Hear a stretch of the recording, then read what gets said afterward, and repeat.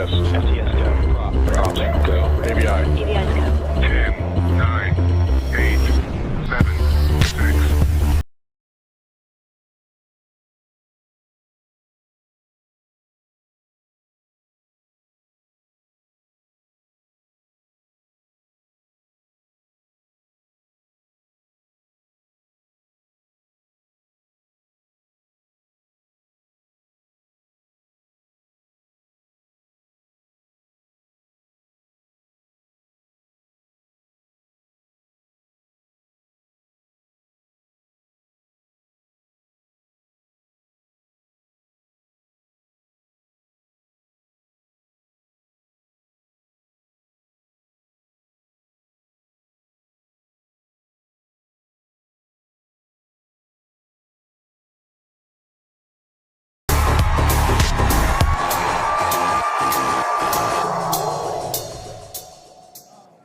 Good evening, and welcome to tonight's very special Starlink launch.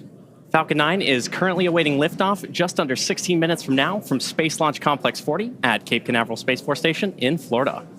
Hi, everyone. My name is Ronnie Foreman, and I'm a senior sales manager here at SpaceX. And my name is Zachary Lupin. I'm an avionics supply chain engineer. Today, we're live with a special edition Starlink broadcast. This is SpaceX's first ever mission with a drone ship landing off the coast of the Bahamas. This new landing site allows us to launch into optimal trajectories from Florida, maximizing Falcon 9's performance. Landing off the coast of the Bahamas will help us continue to launch to unique orbits, including for our upcoming From-2 mission, which is set to be the first human spaceflight mission in history to orbit directly over the poles, and the first SpaceX mission to conduct human exploration of the Earth's polar regions from space. The new landing location also provides alternative recovery options during the winter, when weather can pose some challenges. Now, Starlink is the world's first and largest satellite constellation using a low Earth orbit to deliver broadband internet capable of supporting streaming, online gaming, video calls, and more. Starlink delivers high-speed, low-latency internet to more than 121 countries, territories, and other markets with over 4.8 million customers and counting, bringing access to many underserved and remote areas around the world. Now, today's mission is our 15th Starlink launch of the year, and will deliver 23 satellites to our ever-growing constellation. This launch also marks SpaceX's 449th overall Falcon launch and 21st Falcon launch of 2025. Which is wild. And the good news is that we are on track for another successful launch today. Both the range and vehicle are currently green, and we're tracking an on-time liftoff of 6:21 p.m. Eastern.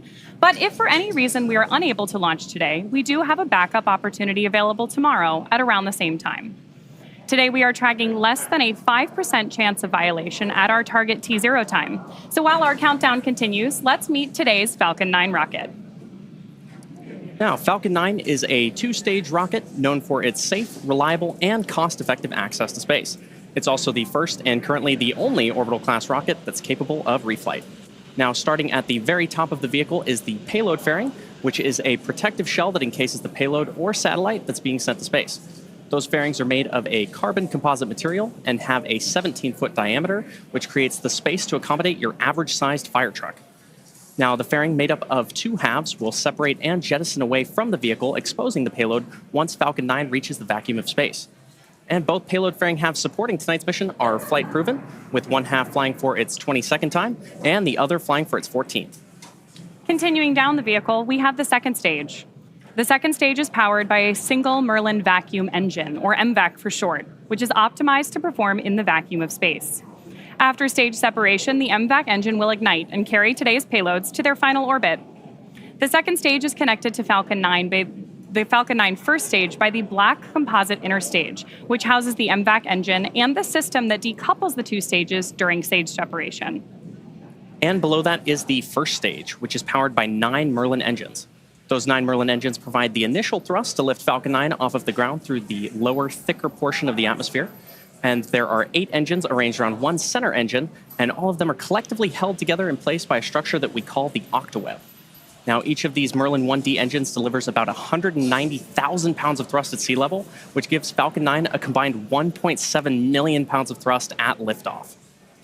After stage separation, stage 1, which we'll also call the booster today, will return to Earth for recovery and reuse on a future mission, using a combination of those Merlin sea level engines and the 4 titanium grid fins located near the top of the booster, which will guide the vehicle during its re-entry and landing. The Falcon 9's first stage is also equipped with 4 landing legs that deploy just before landing and allow for that vertical touchdown on a drone ship or landing pad. And for today's mission, we've got live views from our drone ship, Just Read the Instructions, which is currently stationed off the coast of the Bahamas near a district known as the Exumas, a group of over 365 islands and keys. Now, both the weather and the vehicle continue to look good for today's launch.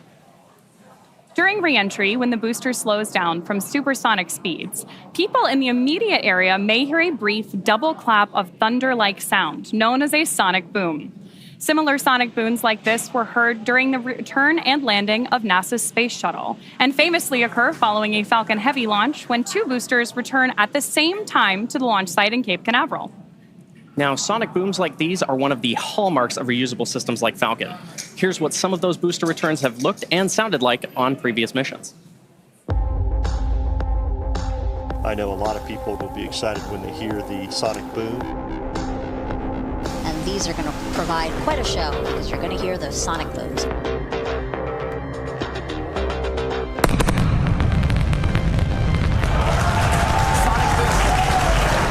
Booster landing leg deployed.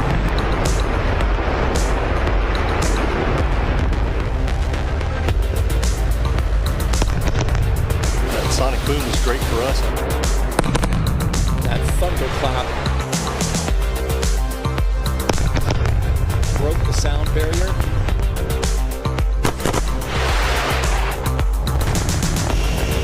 Side booster separation confirmed.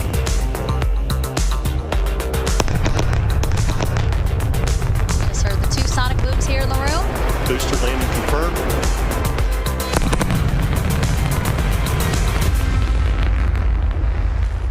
As we mentioned at the top of today's show, today is the first ever planned drone ship landing off the coast of the Bahamas. In fact, it's the first ever international landing of a rocket booster.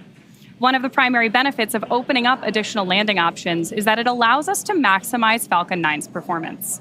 Now, SpaceX worked with the Bahamian government to establish the new landing profile for this mission, and they took into account Falcon 9's unprecedented launch cadence, safety, and reliability, and were all crucial elements in helping to establish this new landing zone for Falcon. Now, the Bahamas and SpaceX are also working together to enhance local STEM-related education to help inspire the next generation of students. SpaceX's Vice President of Launch, Kiko Donchev, met with the Deputy Prime Minister of the Bahamas and Minister of Tourism, Investments, and Aviation and delegates during a recent visit to SpaceX in Florida to talk about all of this in depth. Here's a small part of that conversation.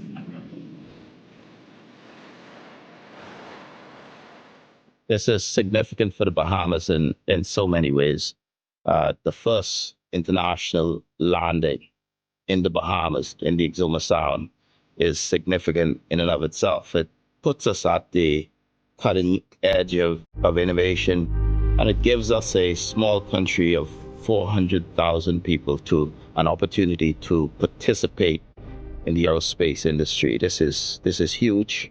You know, it's really the beginning of the future. This is something we've been working on for several years now. We're hopeful that this collaboration enables us to fly the first polar crew mission that will have our booster landing in the Bahamian waters too. We've long been known for tourism. Bahamas is now going beyond sun, sand, and sea. We hope that millions of people will observe from the Bahamas this event over the coming years. It's an opportunity for collaboration with academia and the University of Bahamas. It's an opportunity really to advance careers for young Bahamians and future Bahamians. The spaceport of Florida has really evolved since the Apollo era. We had shuttle, and then now Falcon 9 is the most reliable orbital class rocket ever built.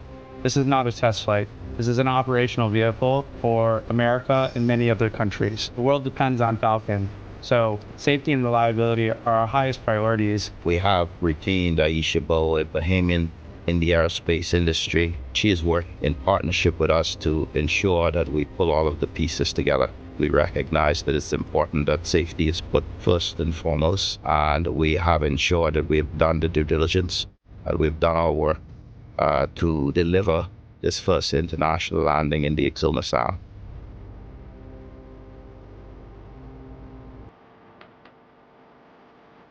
I am just amazed by the international collaboration that went into helping us take this booster from Florida to the Bahamas today. Speaking of which, Florida has been the epicenter of U.S. spaceflight since the 1950s. That's absolutely right, Ronnie. The Space Coast has been the launchpad for some of humanity's greatest spaceflight achievements. In the early 1960s, NASA established the beginnings of the Kennedy Space Center. And in 1961, Alan Shepard became the first American in space, lifting off from Cape Canaveral's Launch Complex 5, the first human spaceflight of Project Mercury. Things really heated up. RP1 load is complete. Confirmation there that we have RP1 load completion on board Falcon 9. Things really heated up in the 1960s, which saw Florida become the heart of the space race. In 1969, Apollo 11 Saturn V roared off from Pad 39A, sending the first humans to walk on the moon. 5 more moon landings followed, cementing Florida's role in space exploration. The space shuttle era launched in 1981 with Columbia, pioneering reusable spacecraft and building the International Space Station. And over the next 30 years, 135 space shuttle missions lifted off from Florida. And today, the Space Coast continues to be the home of the busiest spaceport in the world. SpaceX's very first Falcon 9 launch lifted off from Space Launch Complex 40 at Cape Canaveral in June of 2010, following the final launch of the Titan IV rocket family from the Cape almost 5 years earlier. A few years after that, we launched CRS-10 in 2017, the first Falcon 9 mission from historic Launch Complex 39A at Kennedy Space Center. The first launch from Pad 39A since STS-135, and the final flight of the Space Shuttle program with Atlantis in July of 2011. Just 3 years later, the first commercial human spaceflight mission, Demo 2, launched from the Launch Complex 39A pad in May of 2020. And now history is being made once again, with a rocket launching from Florida. Falcon 9 tanks are pressing for strongback retract. Confirmation there that Mission Control is prepping for strongback retract as we prepare for this landing in the Bahamas. This is also SpaceX's 21st launch of 2025.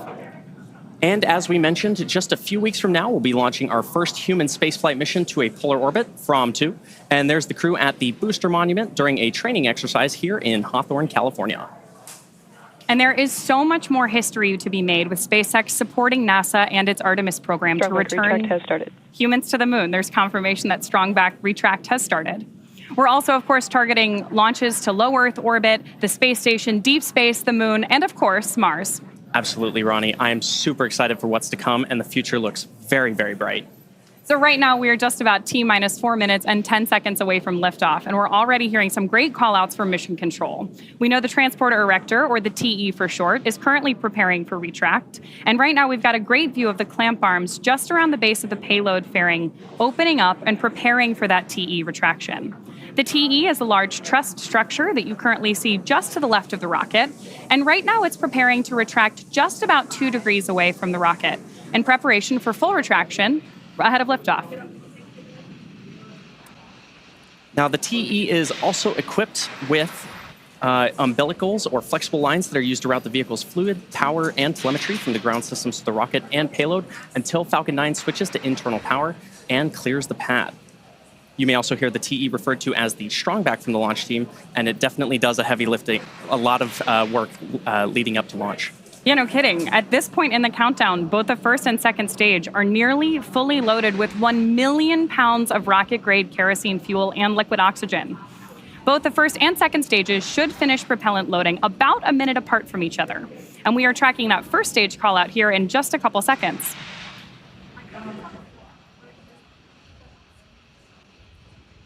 Now, as you may have noticed, there are white clouds forming around the vehicle, and those clouds are comprised of the chilled gas above the LOX tank that gets vented overboard. Stage 1 LOX load is complete. And there's that call out for stage LOX loading complete on the first stage.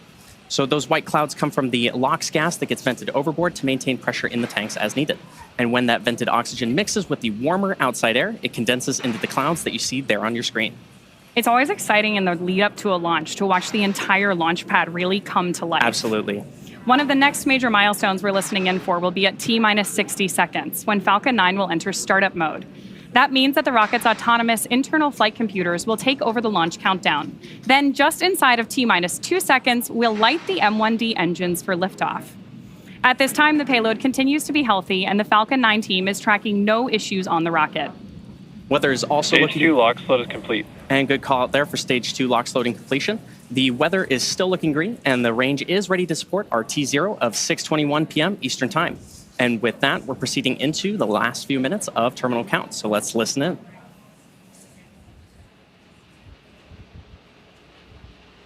One of the next visual milestones we're likely to see is going to be the TE LOX line venting. It actually looks like it may have started there on your screen because we're seeing those white clouds of liquid oxygen start to form around the vehicle and get a little bit bigger. Of course, this is totally normal and something that we count on as part of our gas closeouts, which we just heard announced by Mission Control.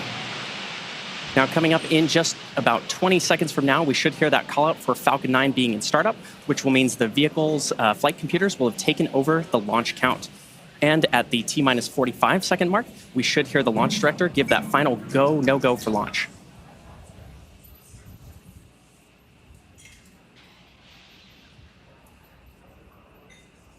Falcon 9 is in startup. It's a good call out there that we're on startup mode for Falcon 9.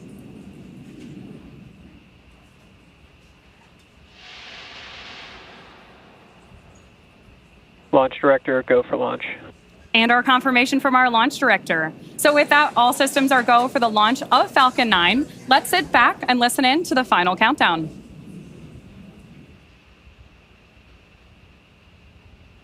T-minus 30 seconds.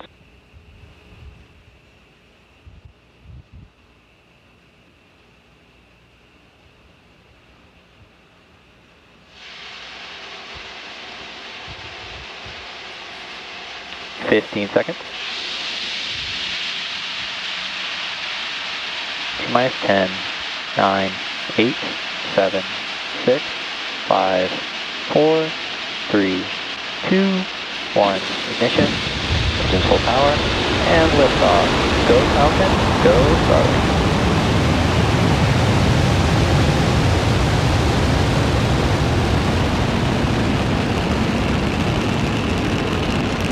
Vehicle punching downrange. Stage 1 propulsion is nominal.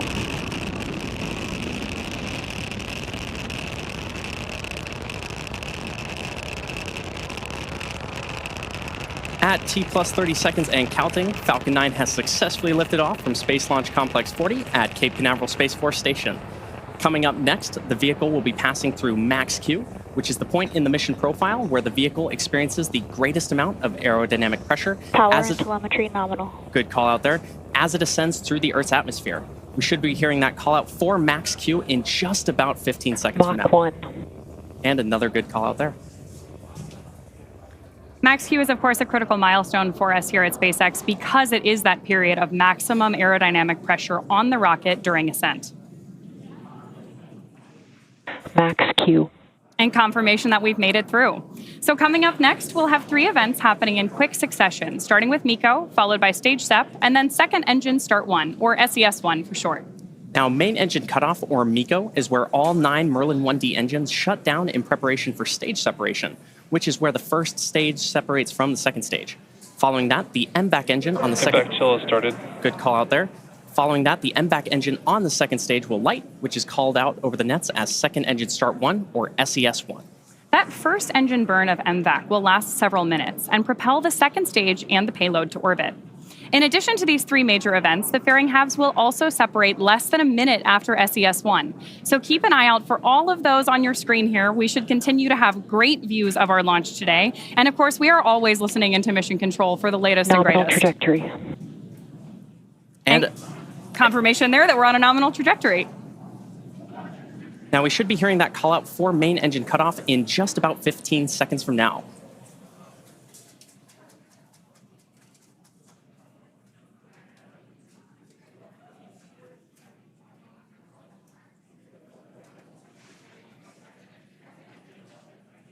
Main engine cutoff.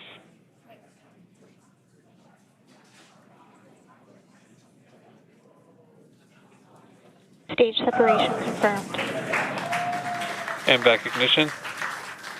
And there you heard those three callouts back to back, which again were MECO, stage separation, and SES-1. Now, coming up shortly, we should hear a callout for fairing separation. And as mentioned earlier, both payload fairing halves supporting tonight's mission are flight proven, with one half flying for its 22nd time and the other flying for its 14th. Should hear that callout any moment now.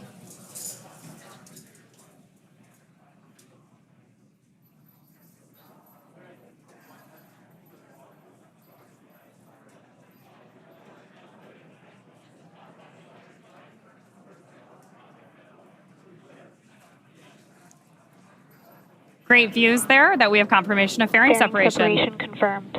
And the call out for mission control. We will, of course, be attempting to retrieve these fairing halves again today once they fall back to Earth with our recovery vessel, Bob. Now, at T plus 3 minutes and 40 seconds into today's mission, the next major milestone coming up just under 3 minutes from now will be the entry burn of the Falcon 9 booster as it continues on its journey towards our drone ship, which is currently stationed in the Bahamas. To start the entry burn on board stage 1, we will relight 3 of the M1D engines at the bottom of the first stage, which is similar to pumping the brakes on your car. What we're doing is slowing down the vehicle as it passes back into the Earth's atmosphere. We need to slow down to reduce re-entry forces, which helps us to recover and reuse that first stage. Now, during that entry burn, Falcon 9 is decelerating by firing its Merlin engines, but it's still moving incredibly fast. And this causes the vehicle to fly through Merlin's exhaust gases, also known as the rocket's plume, which deposits a layer of soot onto the vehicle's surface or skin. That soot comes from the carbon-based fuel that Falcon 9 uses, and with each flight, the soot builds up a little more on the outside of the vehicle. Of course, at this point in the flight, we have 2 really exciting things going on. Nominal trajectory. And there's a confirmation from mission control that we're on nominal trajectories, which means that everything is going as it should. You hear us use the word nominal a lot here at SpaceX, and that means that things are right on track. If you're interested in following along with the speed and velocity going on with both of our vehicles, you can track the telemetry in the bottom corners of your screen. Again, on the left-hand side of your screen, we're tracking stage 1 on its way to the Bahamas, and on the right-hand side, we have the MVAC burning up in space. Now, here at SpaceX, reusability is key to lowering the cost of spaceflight, which enables more investments in critical space infrastructure. The Falcon 9 first stage that is supporting today's mission is flying for its 16th time today. Those payload fairings, which are also supporting tonight's mission, are flight proven, with one half flying for its 22nd and the other half flying for its 14th. With that entry burn coming up on stage 1, we're going to use the Merlin engines on the first stage again. Those engines are optimized for sea level and achieve about 190,000 pounds of thrust each during ascent and descent. At liftoff, Falcon 9's first stage has a thrust greater than 5 747 airplanes at full power. Now, the MVAC engine, located on the second stage, which is on the right-hand side of your screen, possesses a much wider nozzle and is optimized to 220,500 pounds of thrust in vacuum. Coming up in just about 10 seconds, we'll have the entry burn of that first stage. The landing burn should then follow at about 7 minutes and 52 seconds into our mission today. Stage 1, entry burn startup. There's confirmation of entry burn startup.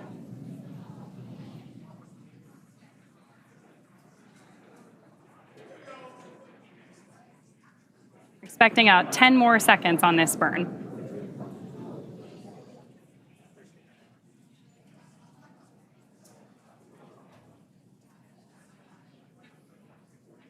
Stage 1, entry burn shutdown. And confirmation of shutdown. And we are already getting some great views on your screen there, and we are hoping that all of you joining us from the ground in the Exumas are going to have a great view. Continue on a nominal trajectory. Great view of landing too. And there's another call out that everything is headed in the right direction.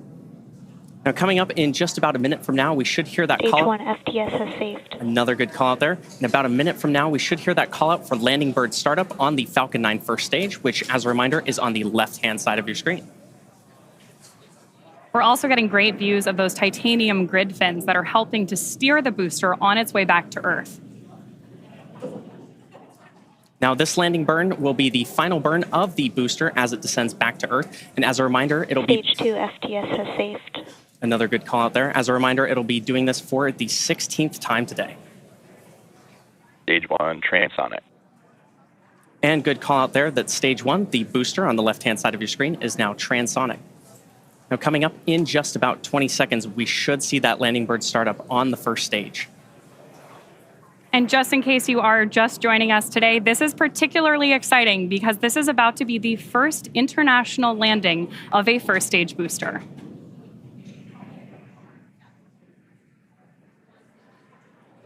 Stage 1 landing burn. And great call out there for landing burn startup. Stage 2 is in terminal guidance. Of the Falcon 9 first stage. We're now waiting for Falcon 9 to land on Just Read the Instructions, currently off the coast of the Bahamas. Stage 1 landing leg deploy.